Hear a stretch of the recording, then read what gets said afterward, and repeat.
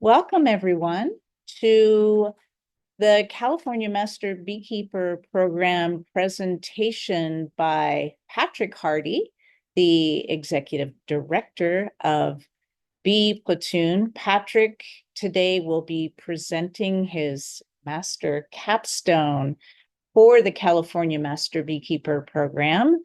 And we look forward to learning with Patrick, and I'm going to turn it over to him. Welcome, Patrick. Okay. A philosopher named Friedrich Nietzsche once told a story about a monk. And the monk lived by himself for 20 years. And he lived by himself for 20 years because he couldn't stand human beings. He just thought they were annoying. He thought they were awful. And so he decided to live a completely hermetic lifestyle. But then after 20 years, he said, I think I'll give humanity a second shot. I'll give them just one more try. So he comes out and he walks into this busy marketplace. People like yourselves, they were standing around, they were buying things, they were selling things, they were engaged in sort of the daily intercourse of commerce. And he was shocked. So he stood in the middle of the marketplace and he screamed at the top of his lungs. And everybody in the marketplace was shocked by what he had done. So they turned to this crazy person, noticed him, they went right back to what they were doing before. Now, this isn't a real story. This is a parable in a very famous story by Nietzsche called Thus Spake Zarathustra. And what Nietzsche's trying to tell us is that sometimes in life, we have to do things that go against the herd. We have to do things that seem crazy, things that seem different. And just because we face social ostracization or political ostracization, or because people decide that you're just plain crazy, it doesn't matter. The purpose is that we need to have the courage sometimes in life to do things very differently. Before we go any farther, I want to thank everyone. And for those of you on Zoom, I apologize. I'm going to be walking around an awful lot, but you'll be seeing me every once in a while as I pass right by this camera. I want to thank everyone for all their support during the Master Beekeeper program, for everything as I matriculated through the program. I want to thank Wendy, Alina, of course, Kian for helping us to get this thing up, and my wonderful mentor, John. And thanks the rest of you for coming as well. We had one of the instructors from one of the field guides here. I learned an awful lot in this program. And I work traditionally in disaster management. That's what I am. I'm a disaster professional. I've been one for over 25 years. And I thought, I want to shake up the marketplace. And disasters are typically not meant to do that. Normally in disasters, we try to keep things very much the same. We don't want anything to change. But then one day I had an idea. And I said, I want to try something different than what anyone else has done before. So today I'm going to talk to you about my capstone project, which was, let me see if I can move this forward. There we go. And I decided to create a disaster management team that responds to honeybee emergencies called Bee, and I decided to call it Bee Platoon. So essentially what it is, it's a rapid reaction emergency and disaster response team for beekeepers as well as the public. So, and I'm going to elaborate a little bit more as to what I meant by it. But one of the things I felt as though was that this fits into a niche, to an area of disaster management that really hadn't been addressed before. So when I was talking to my emergency response colleagues, I said, I have an idea. They said, what is it? I said, I want to do a disaster team for honeybees. And they said, they've never heard of anything like that. We always have disaster teams for small animals. We have teams for people, of course, but we have things for inanimate objects. But we don't have anything for honeybees. And this happens all the time. So I thought about creating a team that would be responsive not only to commercial beekeepers, but hobbyists and sideline as well. So essentially creating a team that would be able to actually be able to provide and create a new situation for emergency and a new tool for emergency responders to use in a disaster. So let me talk first about designing how I'm going to really do this. I decided to design and update the sort of emergency preparedness plan, because that's the way we do things in emergency management. That's really how we do things. We start with emergency planning, right? So we say, before we decide to deploy a team, we need to sit down and we need to actually design a plan around it to ensure that they're going to be available. So I decided that there is a few that are already there. So some people were asking me when I was first designing the program, they said, well, wait a minute, is this really a pest control company? I went to emergency response agencies and they said, well, maybe this is something for like housing and sheltering bees. Is that what this is for? Is that what you're going to provide? We have to provide like a whole honeybee area. And I said, we're not going to do any of that. I said, instead, we're acting as a relocation service and facilitation. So we're assisting not only the public, but first response agencies as well. I remember when I was young, I used to be a paramedic, and one day we responded to a call. And they said, okay, there was a child that's been stung by a honeybee, and they're in an anaphylactic state. Pretty streamlined, pretty simple. You start preparing for it. So you glove up. So I put on my gloves. We were en route on scene. And then we arrived on scene. And then we showed up, and all of a sudden you could see a big swarm of bees just flying around. And one of the problems is I had absolutely a zero. No training at all. No training at all on how I was going to respond to an emergency involving bees. I didn't have any experience with them. I grew up in a place called Mission Viejo, California. I don't know if any of you on Zoom have ever been to Mission Viejo, California. Mission Viejo, California is known as the safest city in America. Most people know Mission Viejo and you don't even realize it. How many of you have ever heard of the Real Housewives of Orange County? Well, I went to high school with one of the women who was on that show. That's how Mission Viejo really is. And you can't have bees there. So I had no interaction with bees, no idea what we were going to do. And so I decided to call out the fire department. So the fire department then comes out, the big red truck. That's what you're expecting. Guys in uniform show up, and they don't know how to respond either. So what they do is one of the guys finally just puts on a mask entirely encapsulated. It's called a fully encapsulated suit, the same way they would respond to a chemical spill. And they go in there and they're able to pull the victim out. That's how they were able to do it. And the bees were, of course, stinging the responder, doing everything possible, stinging the suit. And so they took these brushes and they tried to brush the bees off, and the bees were flying all around. It was a mess. And so I thought first responders all over the place could really use a team that would be responsive and available to them. So before I go into any more specifics, let me kind of lay out for you the way that sort of disaster response works. It's really cyclical. So for today's instance, I've sort of simplified it. I'm going to talk about what the team will be doing in the three major phases of a disaster. The first is the ready phase.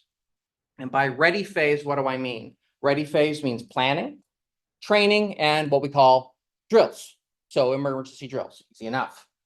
Then the second is the response phase, and that's the lights and sirens phase. And when I talk to audiences, I always say it's the Anderson Cooper phase. It's the phase where whenever you see him on TV, that's how you know we're still in the response phase. So that's the deal of health and safety and worrying about lights and sirens and getting people safe and all that. And then the last phase is what we call the recovery phase. So getting us into a position where we can return to where we were before and maybe even stronger. So the team is going to fit. It's going to do a number of things that are going to be really important. And the first and the priority one is we're going to actually train first responders. One of the things I did was I contacted the Bee Journal, and one of the things I discovered was that there hadn't been an article written at all in regards to first responders dealing with honeybees in 35 years. And so they said all of the current things that we tell people to do is all outdated, because all the equipment that they talked about in the article, which I actually read and they supplied it to me, none of the equipment is used anymore in the field. We no longer use any of that stuff. In addition to that, a lot of the resources and programs they talked about no longer exist. They were either mothballed, or after September 11th, they were all eliminated because a lot of the agencies were streamlined together. And so one of the things they said was, we would invite you to create something brand new. So I thought training first responders is going to be really, really important. The second is training the public, because one of the things that happens is, and for those of you who were here during another presentation by Mateo, for those of you who were here, he created a swarm team, which he and I are actually going to be partnering on it. We're tremendously excited about it because you have to train the public on how to respond. Just in San Diego recently, I got a phone call from someone asking us to come out after they had a small earthquake there, and then they had a massive wildfire. They happened almost back to back. And first responders were showing up with the public And they were going back into these homes that had been damaged by fire. And one of the homes they had the wildfire pass through, and then they had an earthquake, and the seismic event actually opened up the walls to the home. And what did you think they found in that wall? A bee swarm that had entirely gone inside. And so when the public showed up, they were trying to re-enter their home with the insurance adjuster, and they had to immediately run and jump into the insurance adjuster's car. They went into the car because they had no idea how to deal with the response. So then they called emergency management, and emergency management said, we have no idea what to do. Call pest control. All 17 pest control companies were not working at that time. Zero. So they ended up going to Orange County, and an Orange County team came down, and the pest control company destroyed the bees. They had no other way of doing it. But it doesn't have to be like that, right? We can actually help to develop it so they can move them and put them in a place where we can actually do it without having to kill them. And then, so I mentioned swarm assistance. And one of the things that I talked about in advance, and I'll be talking about it in a few minutes, is exactly how we're going to train people. How are we going to put people in a position where if they're on the team, they know what to do? And one of the things is learning how to deal with swarms during a non-emergency event, right? So actually getting people prepared, putting on equipment, going out there, doing what is expected, and then moving on to the next things. So the next one is, there we go. Preparedness cooperation. And I'll talk about this shortly, but one of the things I did was immediately I contacted emergency management agencies around the state. And I decided I actually wanted to gauge their reaction. I feel like I was on that, I was on that show Punk'd, right? Which was a show that came out in the early 2000s. It had Ashton Kutcher as a star. And the premise of that show was that he used to give people scenarios that were totally fake just to get a reaction. And so when I would call emergency management, I said, I have a great idea. I have a disaster team. And they said, great. What is it for? And I said, honeybees. And I couldn't wait to hear the response. And most of the time when I would say that, I would get this pause. Much like that same pause that Nietzsche was talking about in the marketplace, where everybody pauses the moment he begins screaming at the top of his lungs, because metaphorically, that is exactly what I had done. And they all said, it sounds like a great idea. So we have had so far 12 counties that have fully adopted the team completely and have said that they plan to incorporate them into what they are doing, but we have to just begin doing that. The next is we also do response planning as well. A lot of first response agencies actually asked us. They said, would you be interested in coming to an exercise that we're running with the fire department? And I said, I don't know how I can create fake bees for you, but I can certainly have somebody explain how they would behave, create a simulated set of behaviors, and then you would have to respond accordingly. So one of the exercises I did once, and the way that I had handled something similar to this, is I ran a disaster drill up in Yosemite. And it was an earthquake, and it was at an RV park. I work with about 3,000 RV parks around the country. I do a lot of disaster plans. And this particular park was interesting because it had a beautiful clubhouse, this beautiful clubhouse. And all the employees they had these beautiful uniforms on and everything. And I thought, I got to test these guys out. I got to dirty these uniforms. So we ran this disaster drill. I ran the earthquake drill, and I decided to do something a little different. I decided that on the second floor of this clubhouse, I had an employee of mine stand there. And the employee acted as a victim. Right, so he was actually seated in a chair. Then I actually brought in a dog, much like John's dog. So I actually brought a nice, sweet, and it was a very sweet animal, just like John's is, very, very nice. And I brought the dog in, was from an employee who was not there at the time. And so we brought the dog, and I had the dog lay down, just on the ground, just lay on the ground. Then I put a sign up on the wall which said, you must evacuate this dog. So I told that to all the responders, that they would know that when they got to the second floor, no matter what happened, they have to evacuate this dog. Then I went to Home Depot and I took some fake wires and I threw the wires on the floor. And I took another sheet of paper and I wrote live wires. And I put that on top. So anyway, I did the briefing like I always did. Then we started the drill. And so everybody's running around and people would go up to the second floor and whoa, they didn't expect to see a dog there. So what do you think was the first thing they all did? They all did what? They all tried to immediately get to the dog, not realizing what?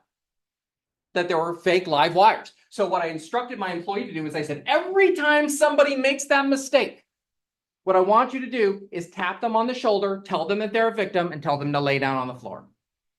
And so he did. So the first person walks up, them on the shoulder, laid on the floor. Then the next responder walked up. What do you think the responder tried to do? What was the first thing they did? They tried to take care of the dog. And so tapped her on the, and there was literally 5 responders laying on the floor. And the guy on the first floor said, "What happened to all my responders?"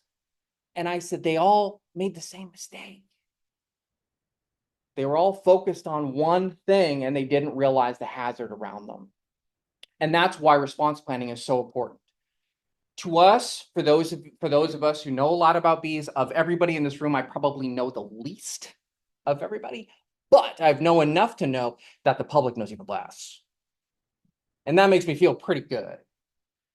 And as a result, a lot of times the public don't understand how bees behave. To us, it seems really axiomatic and obvious. To them, it's not obvious. They don't know. Most depictions of bees that they have is from television, mass media, things they see online, and sometimes even TikTok videos. Sometimes are accurate, sometimes are, how should we put it, AI gerrymandered so that the bees behave in a certain way that's more exciting than maybe they otherwise would be.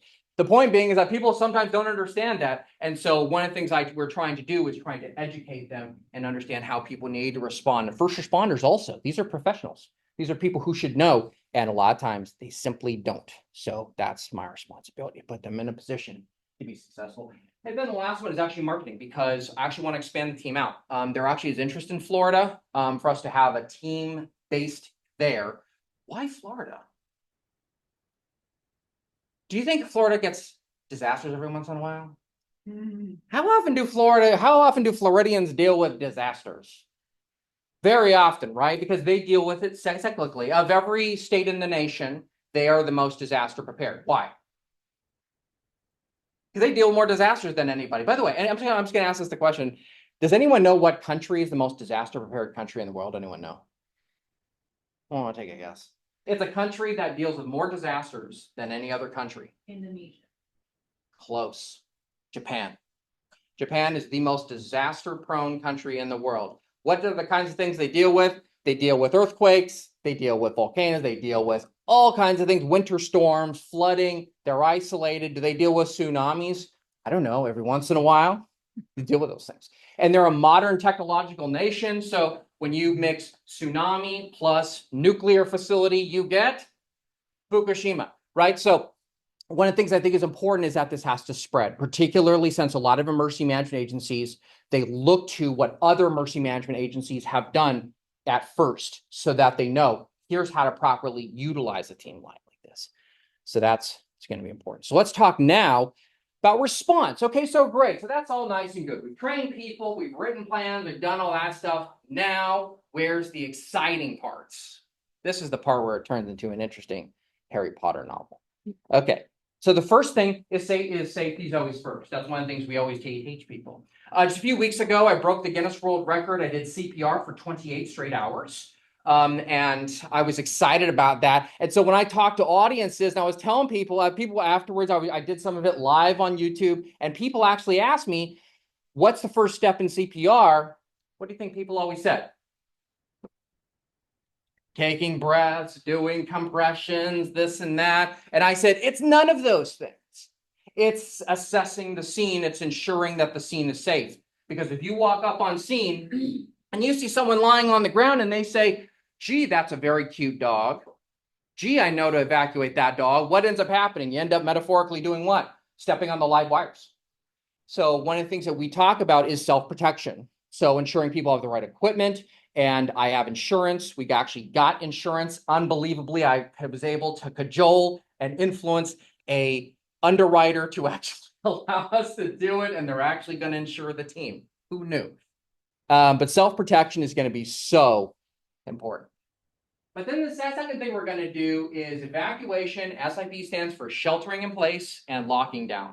And there's a difference between SIP and lockdown. Essentially, in a shelter in place, it's where you're trying to remain in one location because it's more hazardous outside.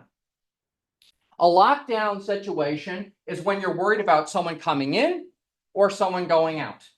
And most of the time when we think of lockdowns, we think of people with AR-15s. It's a little bit different also, because I have actually worked with, and I've actually created disaster plans for RV parks or for amusement parks that are in the middle of nowhere. You know what is the biggest lockdown problem they have? Anyone want to guess? What's the biggest threat to them, a result they have to do a lockdown for? Wild animals. Wild animals.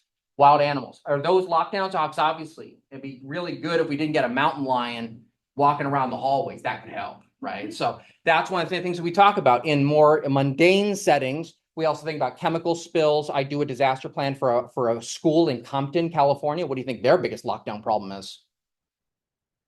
Compton, California. Robberies occur just down the street all the time. So they have to lock the school down. They have a wall, and it's not a fence. It's a wall that goes entirely around the school, and there's one way in and a one way out. So, right. So that's one of the things we have to do. So whenever I bring a team into somewhere, the first thing I tell them is I say, now that you're here, I need to tell you what we need to do if we need to leave. When I was on the oil spill, I tell this to people all the time. I'm putting you on boats in the middle of the Gulf of Mexico. And the first thing you need to know is how to evacuate if we get a hurricane, because your boat's going to be destroyed. So that's the second thing we always do. Okay. Then we're going to talk about activation. So when we talk about activation, that means, why are we here? Who's allowing us to be here? Who's putting up the bat signal saying, "Be platoon, please come here today"? And that's really what we're going to talk to them about, and ensuring that people get activated. We know when to go, when to respond to call outs. There is a way of doing it. During disasters, people do not call 911. That is a misnomer. That does not happen. People do not call 911. There is an emergency. There are ways emergency services communicate with one another and communicate with the public to ensure that people respond to call outs appropriately. And what happens if there's an extended emergency? Anyone know how long the activation occurred at Hurricane Katrina? Anyone want to guess? 2.5 years. 2.5 years. Anyone, by the way, ever had the delightful experience of living in a place with no air conditioning, and it's New Orleans, and it's July? Anyone ever had that experience before? What's that like? It's very hot and very what? Humid, right? And you know what? Everyone knows this too. New Orleans, and I'm just doing this visual for you out there. New Orleans is in a bowl. New Orleans in a bowl, which means no wind. No wind. So that as a result of that, people get very hot. It's a very unpleasant experience. I have no idea how New Orleanians lived there prior to the advent of modern refrigeration. But extended emergencies are a big deal. How long did COVID last? Was that an emergency? Absolutely. How long did it last? Anyone know? 3 years. 3 years. The activations were 3 years. So these things can take an awful long time. In fact, I was actually right now in Haiti. Anyone know? Remember the earthquake that happened in Haiti 2010? Haiti is still not today recovered from that earthquake. In fact, it's so bad that they sent policemen from another country. Anyone know what country that was that showed up to Haiti? Kenya. Okay. And then lastly is what we call demobilization, which is demobilization is ta-da, time to go home. Time to go back to our hermetic cave, away from other human beings, and back to our normal settings again. People, that is what we're going to be doing, and ensuring people know how to get in and how to get out as well. These are all things that occur during disasters you have to think about. All right, now what about recovery? Okay, so how we're going to provide that support during the recovery. The first thing we have to know is that there is a demarcation line between response and recovery. Response stops when we've essentially stabilized it. We know when things are not going to get worse. We're not going to have more displacements. We're not going to have tons more people evacuating. So now we're at a place where we want to get people back to where they were. So first is hive recovery itself. And one of the things that we talked to them about was, and I discussed this with emergency management, I talked to this with the Department of Agriculture, and they said there has to be a way to ensure that we are not spreading pests, making sure that we are not spreading killer bees, so-called highly defensible bees. So they want to make sure that those are all protected and not spread. But we also want to ensure that people can get their hive back. The other thing is safety measures as well. When you are recovering and you are coming back, there are a lot of concerns. One of the things that they did in Los Angeles after the Northridge earthquake, which happened in 1994, was they literally put hives on the back of trucks. And they literally drove the trucks and dropped them off one after the next, in big hive boxes. How do I know this? My father was a disaster planner at a university called Cal State Northridge, and they had a large bee population there. So, and then the last is information available on recovery resources. Does the government provide assistance to beekeepers? Yes, they do. In some cases, not all cases, right? Will they provide cash? Sometimes. Will they provide resources? Sometimes. But the fact remains they have no idea how to handle these. They have no idea how to do that. When I was talking to some beekeepers in Florida just prior to the recent hurricanes, a lot of them said that they just had to leave the hives in place, and when they came back, the hives were destroyed after the hurricane because the hurricane was much larger than they expected. So let me kind of mention this too. One of the things that has become interesting in the last few years is that hurricanes have now increased in size and strength, not only in the length of time, but how quickly it's gone from a category 2 to 3 to 4. Instead of it taking 2 or 3 days, it's now taking 2 to 3 or 4 or 5 hours. So very, very little amount of time. So it can occur overnight potentially. So, all right, with all that being done, that's all great. So we're going to do lots of training and we're going to go out there. So how are we actually going to train people in bee platoon to make sure that they actually can go out there and be effective? Well, first, they have to be trained on safety. They have to know exactly what to do. That's the first thing. Then they have to be trained on deployment protocols. In other words, how we're going to get them out. What kind of equipment and supplies? So what kind of supplies do swarm responders usually carry with them? What kind of things do they carry? A box, right? Which is sometimes like just a cardboard box, right? Absolutely. What else? Brush. Sometimes gloves, sometimes not. So, you know, and sometimes, and you see this on TikTok sometimes, especially with really, really experienced beekeepers, they won't even wear a veil. They'll just show up and they'll put it together. I saw somebody doing that at a Home Depot, which Home Depot later asked the person to take the video down because they weren't supposed to do that. And management wasn't supposed to allow them to do that. The point being is that one of the things we want to do is we just want to make sure that people have the right equipment and right supplies. Right? We want to make sure that they're going out there and utilizing them. I understand there was an informality to swarm response. In fact, I was at a place called Vandenberg Air Force Base. I don't know where Vandenberg Air Force Base is. Where is it? Santa Maria. Yeah, it's in Santa Maria, which is in Santa Barbara County. It's beautiful. It's the Valley of Flowers and it's the Valley of Elon Musk because that's where SpaceX fires off all of their Titan launches go directly out of Vandenberg Air Force Base and nuclear weapons testing as well. But out there was, when I was going out and I was doing a lot of swarm response near Vandenberg Air Force Base, I was just wearing regular things, just like I had a little box and I had a brush and all that, easy enough. Soon as I got at Vandenberg Air Force Base, do you think that they were okay with me just using a little cardboard box and a brush and just having a little veil over my face? Try no. Yeah, the Air Force said, absolutely not. You have to have this, this, this, this, and this. And they gave me a list of things to wear. You had to wear a suit. You had to do this. Why do you think that was?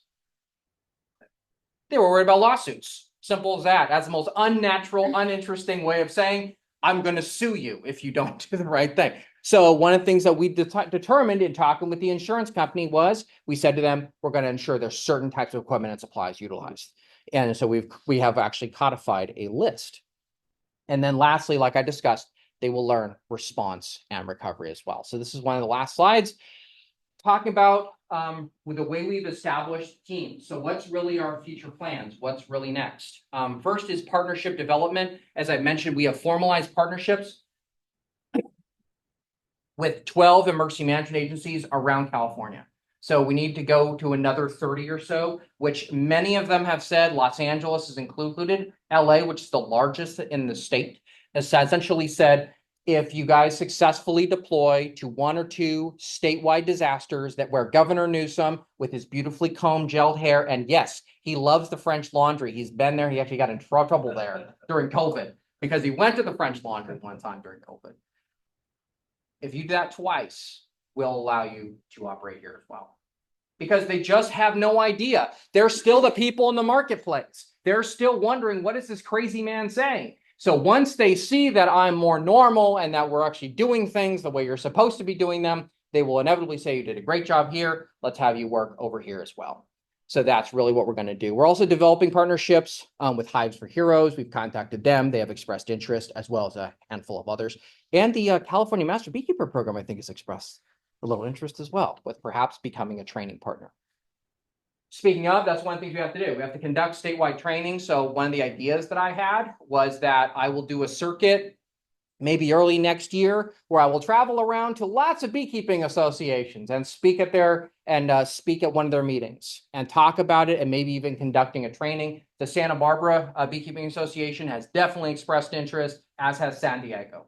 So we have a number of ones that we're sort of exploring and looking at. So that's going to be really great. And then, of course, like I mentioned, if we get a statewide activation, that's going to be huge.